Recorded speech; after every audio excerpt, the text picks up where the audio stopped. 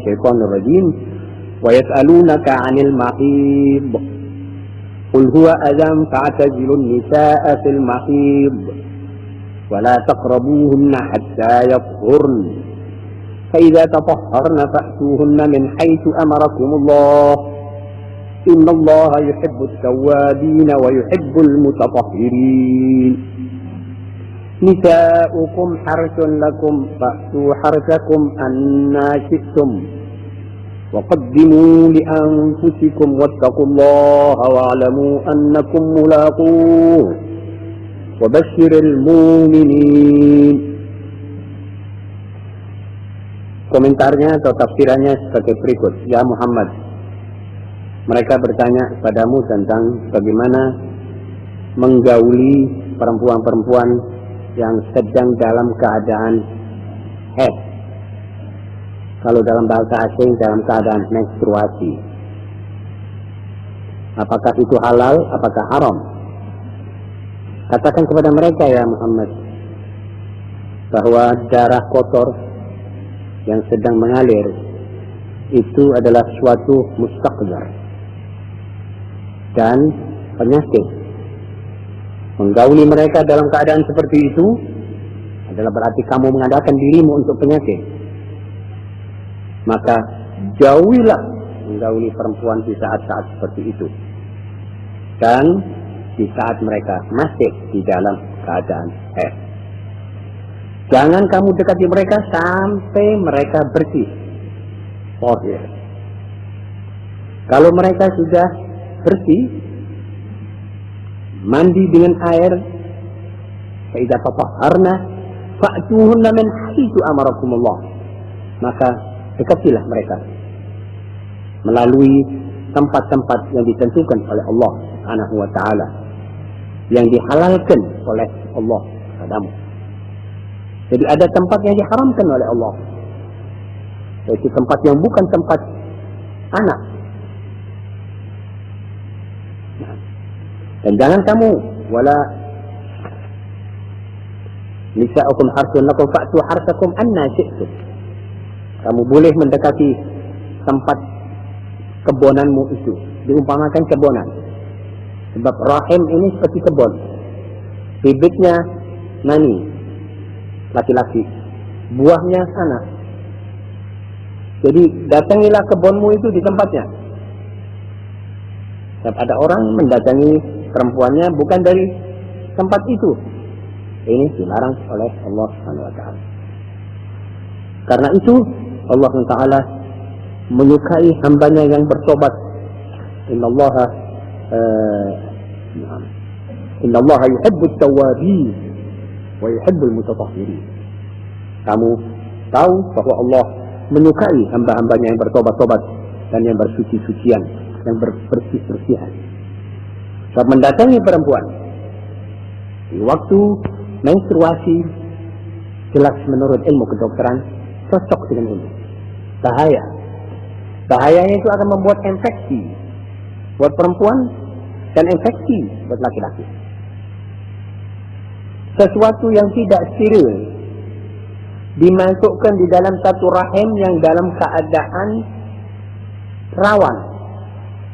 Sebab itu rahim rawan sekali. Maka yang tidak steril ini akan membawa infeksi dan membawa macam-macam bala penyakit. Bisa juga menyebabkan kanker dan bisa juga menyebabkan bisul-bisul di dalam badan di tempat-tempat tertentu. Sebab itu benda penyakit. Waliyadzubillah. Karena itu Allah SWT mengatur masyarakat umat Islam supaya tidak mendekati perempuan istrinya di saat mereka itu dalam keadaan seperti begitu. Ya. Apa sebab turunnya ayat ini? Sebab turunnya ayat ini adalah Anas ibnu Malik radhiyallahu taala anhu tanya, atau dia berkata, orang Yahudi itu, bangsa Yahudi itu kalau perempuannya sedang datang bulan tidak didekati sama sekali, dikeluarkan dari rumahnya, diusir dari rumahnya, tidak diajak, jangankan dikumpuli, duduk saja tidak mau, disuruh keluar dari rumah, tidak mau diajak makan bersama, tidak mau diajak duduk bersama, tidak mau diajak bicara, dan sebagainya, disuruh keluar. Maka Nabi ditanya, bagaimana kalau kita ya Rasulullah? Bagaimana aturannya Islam ya Rasulullah? Jawab, yas'alunaka 'anil mahid. Katakan ya Muhammad, itu cuma ada semacam gangguan yang membawa bahaya. Jangan kamu gauli perempuan. Tapi kalau duduk tidak apa-apa. Jadi dalam hukum mazhab 4, kalau duduk bersama istri, makan bersama istri, tidur bersama istri, tidak apa-apa. Asal jangan digauli. Sampai kalau dalam hadis-hadis yang sahih, Aisyah juga pernah berkata, kadang-kadang kita istri-istri Rasulullah SAW dalam keadaan menstruasi, Rasulullah SAW ya tidak menyangkut, tidak memegang atau tidak melihat atau tidak memegang dari pusat ke bawah, tapi ke atas dia tetap biasa. Dan ini hukum. Kalau jawabannya Sayyidatina Aisyah dalam ini termasuk hukum, sebab istri Rasulullah SAW merupakan ibu kaum mukminin seluruh dunia. Jawabannya mempunyai hukum, definisi hukum. Ya. Jabir ibnu Abdullah juga mengatakan, ada riwayat yang lain mengatakan bahwa Jabir ibnu Abdullah Yahudi itu mengatakan, barang siapa yang mendatangi istrinya dari dari belakang, maka anaknya akan menjadi juling. Maka turun ayat ini, nisa'ukum harsun lakum fa'tu harsakum anna syi'tum. Kamu boleh datangi istrimu dari mana saja, asal di tempat yang ditentukan oleh Allah. Paham saudara-saudara? Jadi yang dimaksud oleh ayat ini, itu harsakum, kebunanmu, dan ya boleh kamu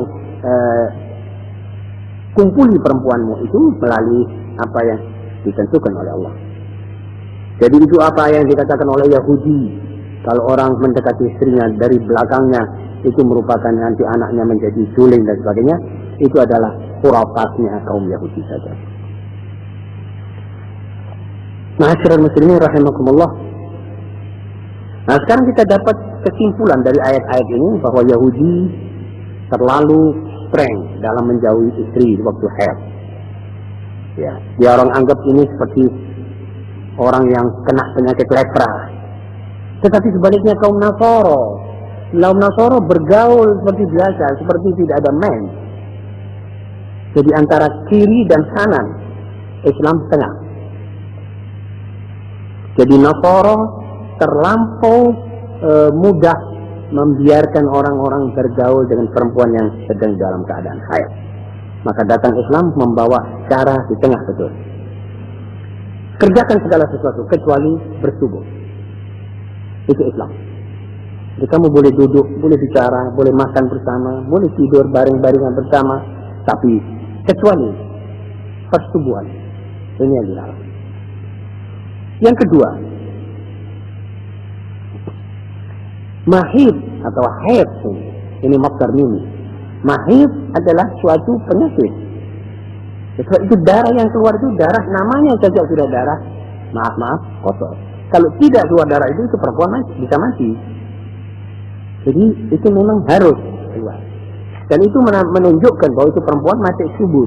Artinya habis itu 10 hari habis menstruasi atau 11 sampai 15 hari, maka perempuan itu akan telurnya dia akan berada di pintu rahim menunggu sesuatu pergaulan, lalu itu nanti masuk ke dalam dan dia bisa hamil. Itu namanya tanda bahwa ini perempuan masih bisa diharapkan kesuburannya. Baik. Saudara-saudara, barangkali satu orang